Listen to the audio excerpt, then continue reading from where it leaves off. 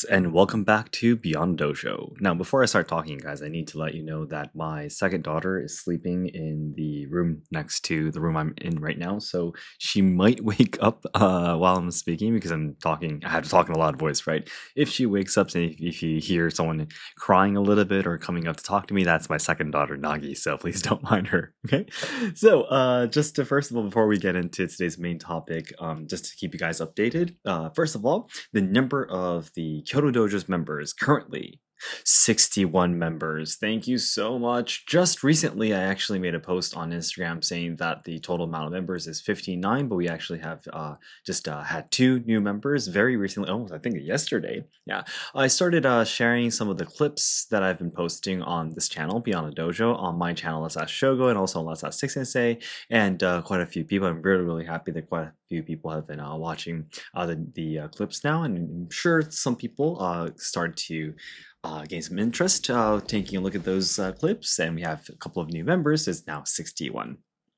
But guys, to be honest, I right now am honestly struggling very much. From here, we need 39 more members. And of course, I've been talking a little bit about the event that's going to be held in May in Kyoto, the in-person seminar where Seki Sensei is going to be coming over to Kyoto, and we're going to be gathering, people who are interested in training in Asayama Ichiden-ryu in the Kansai area in Kyoto. And hopefully, if they find out about the existence of the Kyoto Dojo, they might be able to join the regular training at the Kyoto Dojo too. So maybe we might have more members of the in-person training once we hold the event, but we're not 100% sure. Once I started making the clips, on my Instagram Beyond the Dojo, we were able to have like probably more than 10 new members after that. But that speed, of the number of people growing in the community has stopped right now. So I'm like, okay, what's the next step? What should I do next? For more people to know about the Kyoto Dojo, know about my online lessons, and for more people to get interested in training in Kobudo, iaijutsu, kenjutsu in the first place. And I'm really, really enjoying the process. As much as I am a budoka, I'm also a businessman as well. So thinking about making content about all of these strategies and how to make these things work, I personally love it so much. So I'm very, very excited about my next step. Yeah, I already have a few things in mind. The only problem is that the lack of manpower. We say in Japanese manpower, by the way. We basically my company, I guess, is just my wife and I. It's just the two of us. We don't hire any other people. So right now, our kids have grown pretty big now. They are 7, 5, and 3, but the 5 and 3 are still basically toddlers, right? So yeah, my oldest daughter is already in elementary school, so she has gotten so much bigger, but she's still 7. Yeah, and we want to be there for her. And if there's any events at school, we want to be, participate as much as possible. So, and we still don't hire anyone. So I definitely don't have enough time. I've never had a proper holiday ever since I started my company, which was what, 6 years ago? Yeah, I've never had a proper holiday before. But yeah, I still am always like, why do I not have enough time to do everything? Yeah, I think that's everyone's like that. I really wish I could just use shadow clone jutsu or something like that, so I can just multiply myself, but I can't do that unfortunately. So we always have to try to choose what's best for our lives. Yeah, and I definitely want to be there for my kids too. Of course, myself, Shogo Yamaguchi, being a budoka, being a businessman, company owner, being a tea ceremony training, no theater performer, all of these shogos are important, but shogo as a father for me is very important too. So yeah, I have a lot of plans in mind, but we'll have to see what we can actually work on. Yeah, hopefully at some point in the future, we'll be able to work on more projects. And this year, there is actually one huge project that's not completely related to my dojo activities, but there is something really huge that's going to be happening very soon this year in a few months. So I will keep you guys updated about that too. It's very exciting. Yeah. Anyways, the online lessons non-promotion exam, it's going to be starting in 7 days. Just 1 week later, the exams are going to be starting. Oh my gosh. So I've been holding quite a lot of the private online lessons too. And also in my regular online lessons, we've been doing some of those mock exam kind of things for the first on exam. The next exam that we're going to be holding in September, we're going to have to do a lot more of the difficult techniques. So I'm sure holding the kind of like the mock exam kind of thing is going to be a lot more difficult. But yeah, for this exam, most of the Kyoto Dojo online lesson members are going to be taking only the first dan ranks. So we were repeatedly practicing the basics, the Batto Kyon, we call it, the Tsumemokuroku, and so on and so forth. And I believe everyone's doing amazing. I'm so excited to show the senseis the progress of the Kyoto Dojo's online lesson members, and also the in-person members too. They're growing so rapidly. Their techniques are advancing so fast. I'm very, very proud that we have such a dedicated, talented community. I'm so excited to show the senseis how well everyone's doing. All right. Now, regarding the online lessons down promotion exams, also there is going to be an in-person down promotion exam this May 3rd as well, the day we hold the seminar in Kyoto when Seki Sensei comes over to Kyoto during the Golden Week in Japan. Because there's going to be so many upcoming exams in less than 2 months, I want to talk a little bit about this topic, which is how do you stay calm in a nervous situation? A lot of people ask me, Shogo, you seem very calm when you take exams or when you stand in front of people or when you have to talking in front of a huge group and stuff like that, a big audience. Like, how do you stay calm? I often get this question, how do you not get nervous in a situation like that?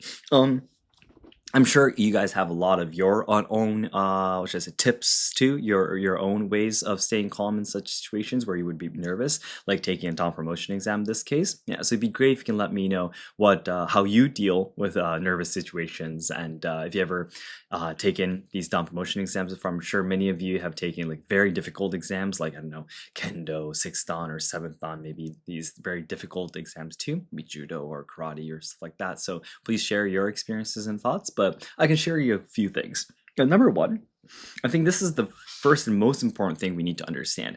Being nervous isn't a bad thing. Being nervous isn't a bad thing.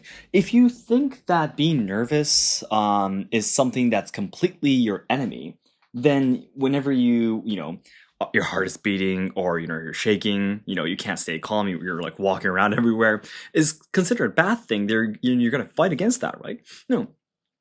Being nervous is actually preparing you for that special situation that you're going to be facing. So number one, we need to understand that it's a natural instinct for you to get nervous and your heart to be pounding. You're trying to, have our blood, basically pumping, and you want to be very focused. You want adrenaline as much as possible, so you forget all, minor pains in your body or stuff like that. You're preparing yourself for that very special, unique, situation. So being nervous isn't completely your enemy. Being too nervous might get in your way, but being a little bit nervous is actually going to help you. Yeah, you might be feeling like, we all know, for example, you might have been feeling like, I'm not feeling so good this morning, but when you're actually in that nervous situation, you forget about that, right? You forget all about that, and then drilling helps you out, and you can perform a lot better. So that's number one. Don't think nervousness is something that's completely getting in your way, blocking you, but it's actually, to a certain amount, is actually helping you out. That's number one.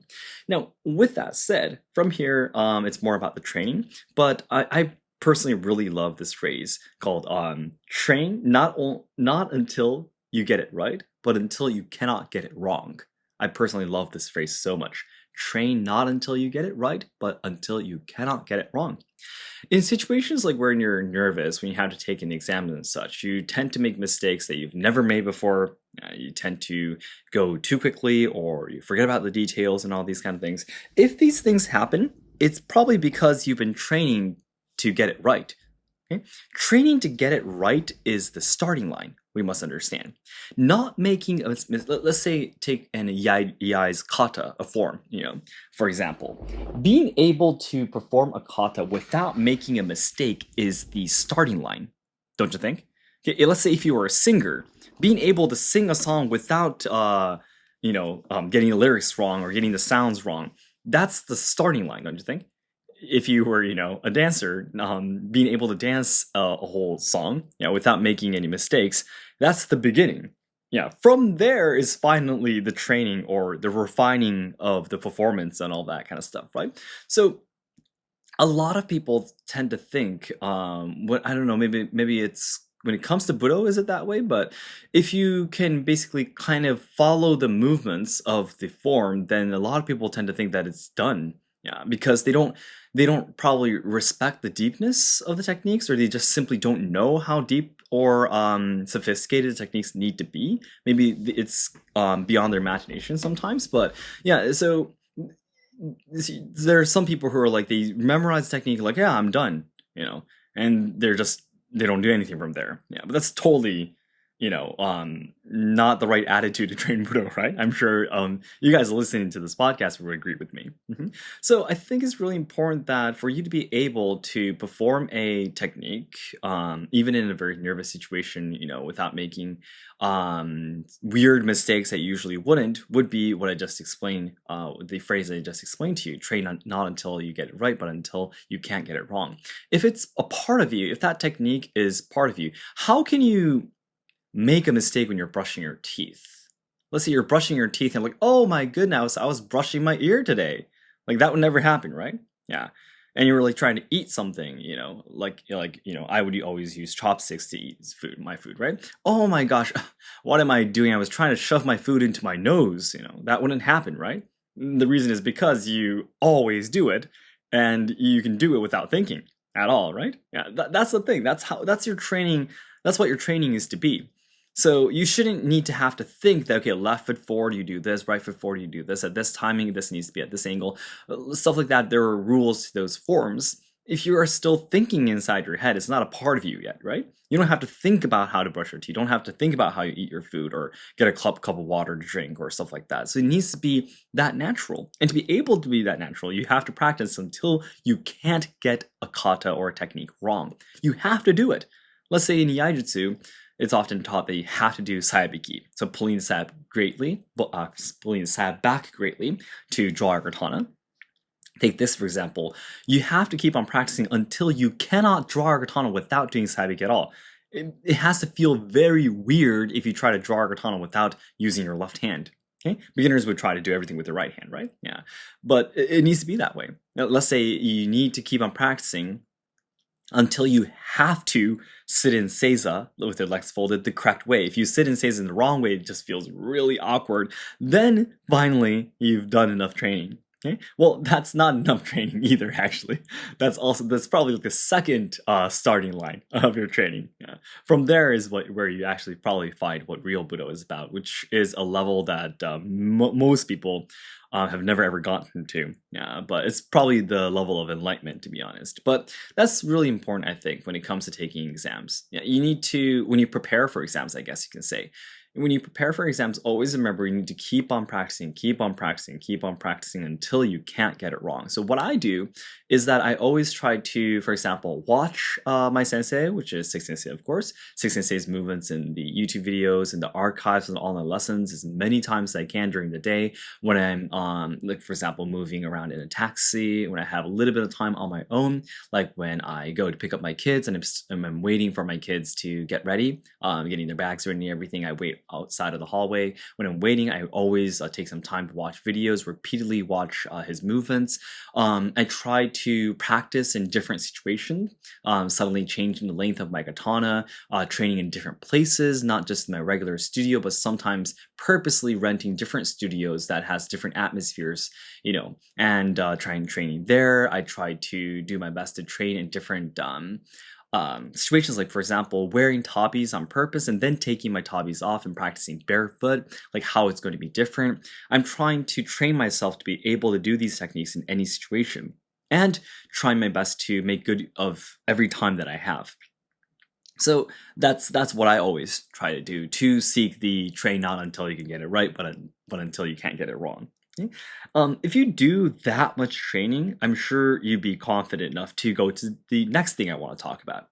When it comes to down promotion exams, if this isn't a story that can be generally used for any nervous situation, but when it comes to down promotion exams, I personally don't get nervous at all, almost. And the reason is because if you are going to be making a mistake just because you're nervous, then you're not worth that down rank anyways. Does this make sense? So from my point of view, if I'm going to be taking the fourth dan exam next, fourth dan. So for example, if I'm not worthy of the 4th Dan exam, then I don't want it. I don't want the 4th Dan exam just by coincidence. I want Seki Sensei to fully admit and say that yes, Shogo, you are absolutely 4th Dan level. Go ahead, you are now a 4th Dan. Please call yourself 4th Dan with confidence. If he says so, then I'll be very, very proud of myself. But if I make a mistake during the exam, then I'm definitely not worth 4th Dan exam, right? Then that's it. I need more practice. Okay? I don't want to be just lucky on that day of the exam and be able to pass, because that's just a title, that's just a number, right? I want to actually be worthy of that Dan rank. So if I'm still at a level where I'm, put in a situation where I have to take an exam, and if I'm going to be making mistakes and if I fail the exam, then that's that. I'm not worthy of 4th Dan exam, 4th Dan level, so keep on practicing. That's it. Like, there's nothing to be nervous about in the first place, right? So just show what you can do right now.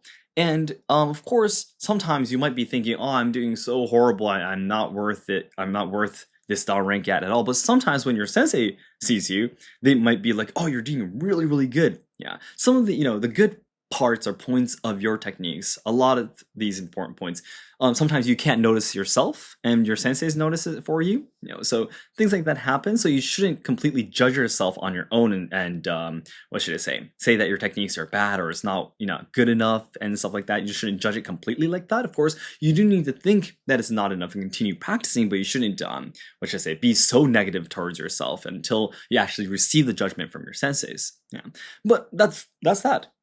If they fail you, okay, I'm not good enough yet, let's practice more. Yeah, if they say you passed, then okay, thank you very much, I will continue training.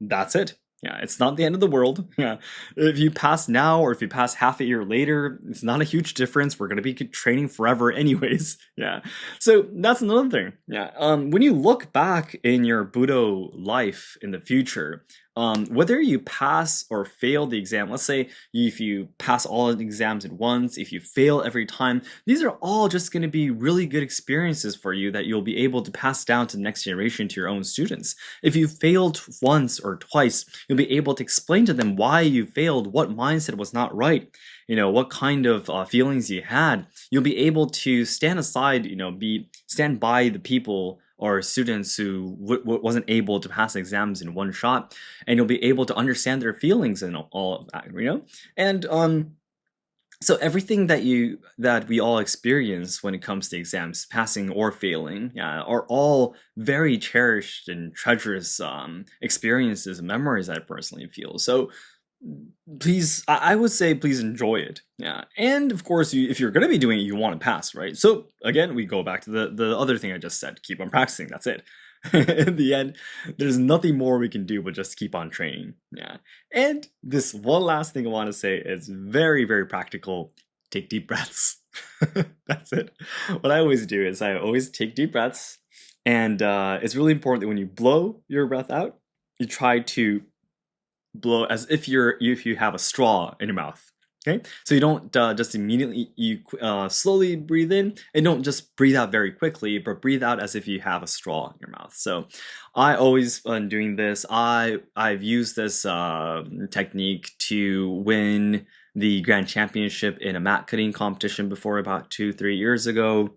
I have basically, I have passed all of the Dan promotion exams I've ever taken in my life, actually. I've trained in Shorin Kenpo, I did Iaido before, I have taken Asayama Ichiden-ryu's exams before, but I have passed everything so far, and I think the taking a deep breath have helped me a lot. So what I explained to the members of the Kyoto Dojo when they're doing the mock exams, I can see their pace is going faster, faster, faster, But I really think it's important that in between each kata or each technique, let's say for the first Dan exam, we do the Batto Kihon, the basic drawing exercises, and let's say there's a technique called Kamidachibari, and you do it 3 times. And after Kamidachibari, you do Ichino-do 3 times. But in between Kamidachibari and Ichino-do, there's absolutely no need to rush. So after you do Kamidachibari 3 times, take a few seconds, maybe 2 or 3 seconds, to take a deep breath, then start from there. I've always been giving this advice to the members of the Kyoto Dojo. But this is very practical and realistic, but I think it helps out a lot. Okay? Because you tend to get very dizzy when you continue moving without taking breaths. Yeah, and you won't be able to be in the moment, if that makes sense, if you don't breathe in deep enough. So, I mean, you don't want to be moving your chest too much. You don't want to be moving your shoulders up and down when you take deep breaths. Of course, it has to be very natural. You don't want to look like you are not focused or concentrated, or you're creating openings for the opponent to attack. You want to, of course, to look as if you're still in the moment, still as a budoka taking the exam. You need to be still focused, but I think it's important that you remember to breathe. I think that's a really important point of the exam too. Now guys, with all of this said, I've been talking as if I am a master of all these, nervous situations, and I never get nervous at all. But to be honest, for the 4th Dan exam, I am quite nervous. I have to be honest with you. The 4th Dan exam, guys, if you're taking the higher Dan rank class in Seki Sensei's online lessons, if you're listening to this podcast, I think we are all shaking with fear, because the requirements for the 4th Dan exam was announced about a week ago. Yeah, and the 5 katas we're going to be doing are all so difficult. It's unbelievable how difficult the techniques are. Hopefully we'll be able to share the techniques at some point, maybe in a video on Seki Sensei, or maybe sharing the archive of the exam with everyone and explain how the exams are held and everything. But yeah, the techniques are super difficult. I've been practicing them over and over and over whenever I have the time, but still, am I confident enough to say that I have been practicing until I cannot get it wrong? I absolutely have not trained enough at all. Yeah, I still have a little bit more time than everyone else, but I have to take the exam right in front of Seki Sensei, and probably the other students of the Hombu Dojo too. So it's going to be a very, very nervous situation. Probably like 10 to 20 people watching me take the exam on my own. Yeah, so we'll see how it goes. But again, as I said earlier, all I can do is show what I have right now. That's it. I can't be bigger than what I am right now. I can't be better than what I am right now. So if I want to be better, all I can do is just practice. So that's what I'm going to be doing. Okay? Alright guys, thank you so much. Then next week when I post another podcast, it'll probably just be a few days before the exam, or maybe I might post the next podcast after the exam. We'll see how it goes, but we'll be able to keep you updated about how the exam went, and if there's anything I noticed or I want to brush up advance as a senpai, as an instructor, what I should have explained to everyone more, or stuff like that. If I find anything out, I'll be happy to let you guys know. Okay, alright guys, thank you so much for listening to a very long podcast. I look forward to seeing you, talking with you next time too. Bye bye.